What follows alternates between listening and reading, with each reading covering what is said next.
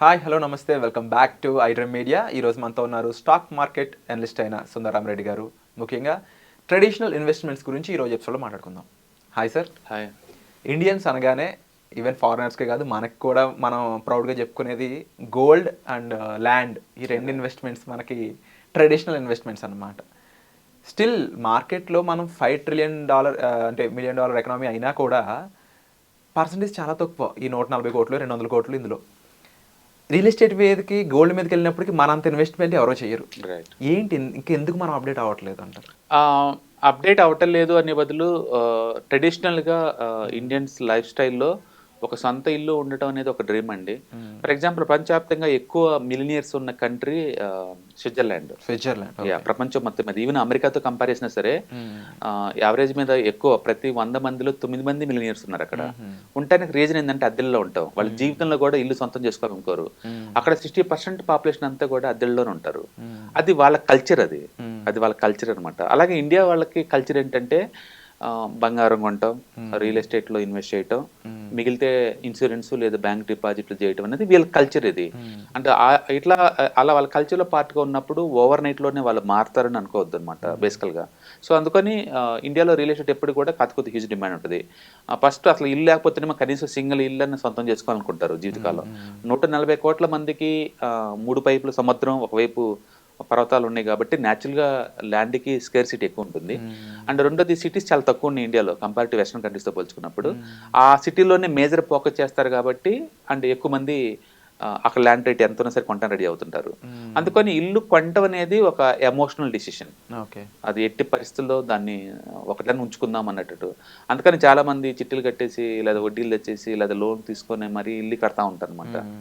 ఇక్కడ ఇల్లు కొంటే గుడ్ బ్యాడ్ అనే బదులు అఫోర్డబిలిటీ అనేది ఇక్కడ ఎగ్జాంపుల్, అంత మించి ఏం లేదండి. అంటే ఇండియాలో కూడా హౌస్ అనగానే లోన్ అనే పదం ఆటోమేటిక్గా వచ్చేస్తుంటుంది పక్కనే. బేసికల్ గా రియల్ ఎస్టేట్ వాళ్ళకి లోన్స్ కనుక ఇవ్వకపోతే 99% అసలు ఇల్లు అమ్ముడుపోవండి.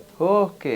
ఇండియాలో రియల్ ఎస్టేట్ లో ఒక రూరల్ ఇండియాలో తప్ప మిగతా ఎక్కడైనా సరే ఇల్లు అంటే నథింగ్ బట్ హౌసింగ్ లోన్స్. అందుకనే బ్యాంక్ వాళ్ళు కూడా ఎప్పుడు చూసిన హోమ్ లోన్ అని ప్రమోట్ చేస్తారు. ఎందుకంటే ఒకసారి బ్యాంకింగ్ లోన్ ఇస్తే 30 years నువ్వు నా కస్టమర్, నేను ఎత్తుకున్న పని లేదు వేరే వాళ్ళని.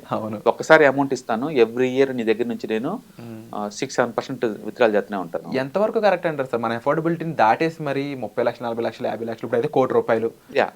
అన్ఫార్చునేట్లీ డైవర్సిఫికేషన్ లేదండి దాంట్లో. ఎందుకంటే ఒక వ్యక్తి కనుక లోన్ తీసుకొని ఒక 50 లక్షలు ఇల్లు కొన్నా సరే అతని దగ్గర ఒక 10 lakh కట్టాడు అనుకోండి, 40 lakh కట్టాలి రెస్ట్ ఆఫ్ ది లైఫ్ లో.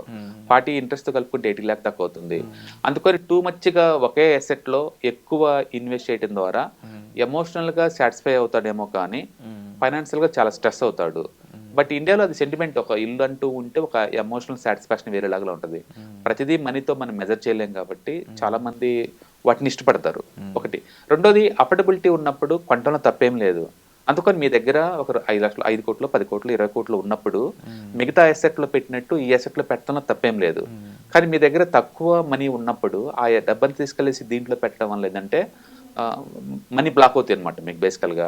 అందుకని కొనటం బెటరా అద్దెకేయటం బెటరా అనే బదులు మీ దగ్గర ఒక ₹1 కోటి అమౌంట్ ఉన్నాయి అనుకోండి, మీరు ఆ 1 కోటి పెట్టి ఆ ఉన్న అమౌంట్ పెట్టేసి ఇల్లు కొన్నారనుకోండి, మీకు మిగిలేదు రెంటలు, అంతమించి ఏముండదు. రెంట్ ఎంత ఉంటుందండి? 3% ఉంటుంది. అంటే ఇలా బలైపోయిన వాళ్ళు నా ఫ్రెండ్స్ కూడా ఉన్నారు సార్. సొసైటీలో ఎక్కువ సార్లు అందరూ బలైపోతారు దీంట్లో. అందులో హ్యాపీగా ఉండేది మన సొసైటీలో ఏంటంటే ఇల్లు కొనుక్కోవటం అనేది ఒక ఎమోషనల్ రీజన్ ఉంది కాబట్టి కొనేసి ఆ రెంట్తో ఈఎంఐ కట్టేద్దాం అనుకునే వాళ్ళకి మీరు ఏం చెప్తారు? నేను అదే అంటుంది, ఈఎంఐకి మీరు బ్యాంక్ కట్టే వడ్డీ ఎంత అంటే 8% ఉంటుందండి. ఈఎంఐ మీరు రెంట్ కొంటే మీకు వచ్చేది 4%, 3% వడ్డీతో ఉండొచ్చండి రెంట్కి. కొంతమంది రెంట్ ఉండడానికి ఇష్టపడరు కానీ ఇండియాలో రెంట్ కొంటే బెస్ట్. అసలు ఇల్లు కొనుక్కోకూడదు ఎప్పటికీ. రిటైర్మెంట్ వచ్చినప్పుడు మీరు ఎక్కడ సెటిల్ అవుతాం అనుకుంటే అక్కడ కొనుక్కోండి ఇల్లు బెటర్ అనమాట. ఎందుకంటే నేను చెప్పాను కదా, 50 లక్షల ఇల్లు మీరు కొన్నారనుకోండి, మీ మనీ అంతా బ్లాక్ అవుతుంది అక్కడ. ఇంక మీ అమౌంట్ ప్రొడ్యూస్ చేయట్లేదు. నేను ఆ అమౌంట్ని 50 లక్షలు తీసుకెళ్ళి ₹1 వడ్డీకి ఇచ్చానుకో బయట, నాకు నెలకి 50,000 వస్తూ ఉంటాయి. నువ్వే రెంట్కుంటే నీకు వచ్చి మిగిలేదు 15,000 కదా. నాకు 50,000 రెంట్ వస్తుంది ఎవ్రీ మంత్ జీవితకాలం తరతరాలు. నాకు ఎక్కడైతే మిగులుతుంది అంతే. అంటూ ల్యాండ్ ప్రైస్ పెరుగుతుంది కదా, ఫ్యూచర్లో ల్యాండ్ రేట్లు పెరుగుతాయి కదా, అలా చెప్తా ఉంటారు. బట్ నా దగ్గర 5-6 కోట్లు ఉన్నప్పుడు 1 కోటి పెట్టి ఇల్లు కొంటలు తప్పేం లేదు. కానీ మీ దగ్గర 1 కోటి ఉన్నప్పుడు ఇల్లు కొంటాం అనేది బ్లండర్ మిస్టేక్. రెండోది, అలాంటి పెద్ద పెద్ద డెసిషన్ తీసుకునేటప్పుడు ఏంటంటే ఫైనాన్షియల్ ఎక్స్పర్ట్ని ఒకసారి కన్సల్ట్ చేశారనుకోండి, పెయిన్ తక్కువతోటి ఎలా కొనాలో మీకు అడ్వైజ్ ఇస్తాడు. మీరు ఆ రూట్లో కొనుక్కోవచ్చు. సపోజ్ మీ దగ్గర మ్యూచువల్ ఫండ్ పోర్ట్ఫోలియో ఉందనుకోండి, ఒక 30-40 lakh దీన్ని తనఖా పెట్టేసి ఆ వచ్చిన డబ్బులతో కొనొచ్చు. ఈ అసెట్ ఎలాగో ఇయర్లీ యావరేజ్ 50% గ్రో అవుతుంది కాబట్టి ఇల్లు ఈఎంఐ నీకు 80కే వస్తుంది కాబట్టి నీకు అది పెద్ద పెయిన్ ఉండదు. అలా కాకుండా ఉన్న అమౌంట్ మొత్తం పెట్టేసి కొన్నా లేదా బ్యాంక్ దగ్గర 8% లోన్ తీసుకుని కొన్నా చాలా పెయిన్ ఉంటుంది అనమాట. ఎందుకంటే నీ మిగిలేదు ఎండ్ ఆఫ్ ద డే ఆ 4% రెంట్ మిగిలింది అంతే, అంత మించే మిగలదు. అంటే real estate as a investment separate concept అది. ఓకే, రెంటల్ ఇన్కమ్ అనేది అంత వర్తగానే కాదు. అందుకని తక్కువ డబ్బున్న వాళ్ళందరూ ఇల్లు కొనటానికి దూరంగా ఉండి రెంటల్కే ఉండి ఆ అమౌంట్ని ఈఎంఐ కడదాం అనుకునే అమౌంట్ని కడితే ఎస్ఐపి ఫార్మేట్లో ఈ మ్యూచువల్ ఫండ్స్ లాంటివి కొంటే కనుక వరస్ట్ వస్తే 15% వస్తాయండి మ్యూచువల్ ఫండ్లో. బెస్ట్ సినారియోలో 20-30 వస్తాయి. ఇన్ కేస్ ఎస్ఐపి పరంగానే ప్రతి నెల ఒక 10,000 పెట్టుకుంటూ వెళ్తుంటే యా వాళ్ళు ఎంత ఎర్న్ చేసే స్కోప్ ఉంటుంది అంటారు?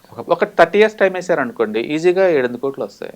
50% నిఫ్టీలో పెట్టి వదిలేసినా సరే. ఓకే, అందుకని లాంగ్ టర్మ్ పాయింట్ ఆఫ్ లో హౌస్ బెటరా లేకపోతే ఇలాంటి మ్యూచువల్ ఫండ్స్ బెటరా అంటే ఎసెట్ పాయింట్ ఆఫ్ లో అల్టిమేట్ మ్యూచువల్ ఫండ్స్, దాంతో నువ్వు కంపేర్ చేయాలి రియల్ ఎస్టేట్ తోటి.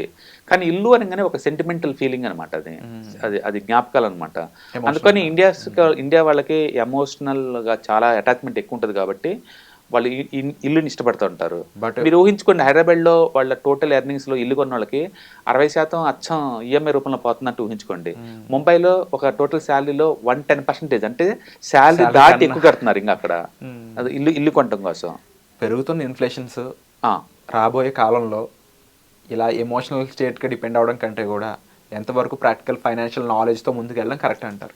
బేసికల్గా ఎవరైనా సరే మీకు ప్రశాంతంగా పీస్ ఆఫ్ మైండ్తో బతకాలి అంటే ఫైనాన్షియల్ అనేది చాలా పెద్ద రోల్ అండి. ఫైనాన్షియల్గా మీరు నాలెడ్జ్ పెంచుకొని లేదా ఫైనాన్షియల్ ఎక్స్పర్ట్స్తో మాట్లాడుకొని ఏదైనా బిగ్ డిసిషన్ తీసుకునేటప్పుడు వాళ్ళతో అడ్వైస్ తీసుకున్నాం అనుకోండి, మీకు ఫ్యూచర్లో పీస్ ఆఫ్ మైండ్ దొరుకుతుంది అనమాట. అందుకని మీరు ఏదైనా ఇల్లు కొందాం అనుకున్నా, ఏదైనా సరే ఒకటి సంథింగ్ బిగ్ ఇన్వెస్ట్మెంట్ చేద్దాం అనుకున్నప్పుడు బెటర్ టు కన్సల్ట్ అవ్వడది ఫైనాన్షియల్ అనలిస్ట్ అనమాట. వాళ్ళు కొంచెం ఫేర్గా నీకు గుడ్ బ్యాడ్ వరస్ట్ చెప్తారు కాబట్టి నీకు ఆ క్లారిటీ ఉంటుంది.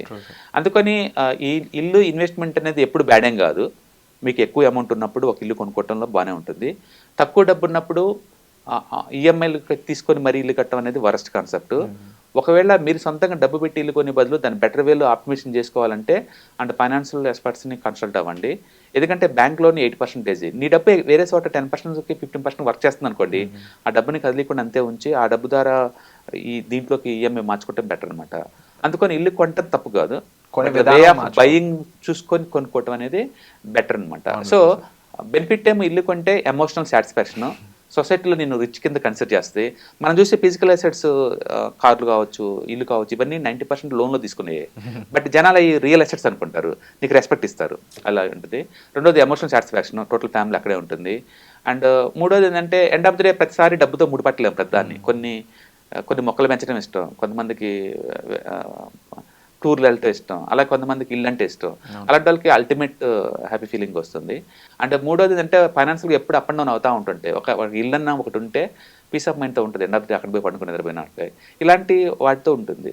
బ్యాడ్ థింగ్ ఏంటంటే డబ్బులు మొత్తం బ్లాక్ అవుతాయి. ఒక ఇల్లు కొంటే 20-30 సంవత్సరాలు బ్లాక్ అవుతావు. జాబ్ మారి వేరే సిటీకి వెళ్ళిపోతే మళ్ళీ దీన్ని మేనేజ్ చేయడం కష్టం. మళ్ళీ ఆ సిటీలో మళ్ళీ ఇంకో దాన్ని రెంట్లు కట్టడం చాలా కష్టం. మూడోది ఇల్లీక్విడ్ అసెట్, అర్జెంట్ డబ్బులు కావాలంటే నువ్వు అమ్మలేవు, ఇమీడియట్గా నీ దగ్గర చూసి పెడతారు.